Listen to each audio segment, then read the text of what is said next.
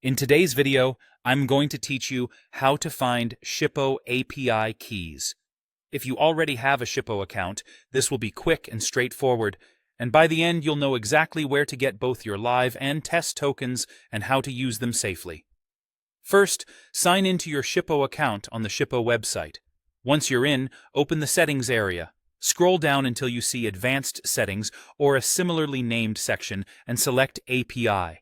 That will take you to the API settings page where all token management happens. On this page, you'll see two separate sections, Live tokens and Test tokens. Think of Live as your production keys used for real labels, real charges, and real shipments, and Test as your safe sandbox for development. Test tokens usually start with Shippo Test, which makes them easy to spot. Use the test token when you're building or validating your integration so you can experiment without creating actual shipments or incurring costs. When you're ready to go live in your application, switch to the live token. To create a key, click Generate Token under the mode you want to use, either live or test. When the token is generated, the full API key will be displayed on screen. This is important. Copy it right away and store it securely because Shippo only shows the full key once at the moment it's created. After you navigate away, you'll typically only see a shortened version. Treat this key like a password.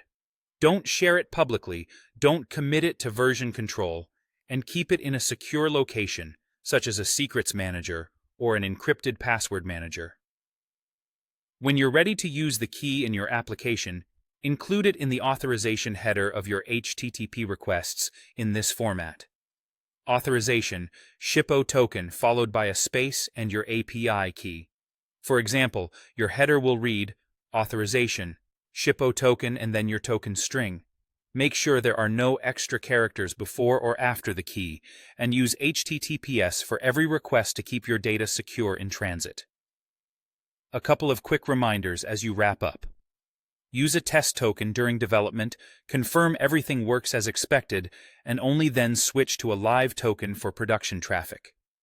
Keep your keys private and rotate them if you believe they've been exposed. And if you don't see the API options in settings, double-check that you're in the right account and have the necessary permissions. That's it. Now you know exactly where to find your Shippo API keys and how to use them safely.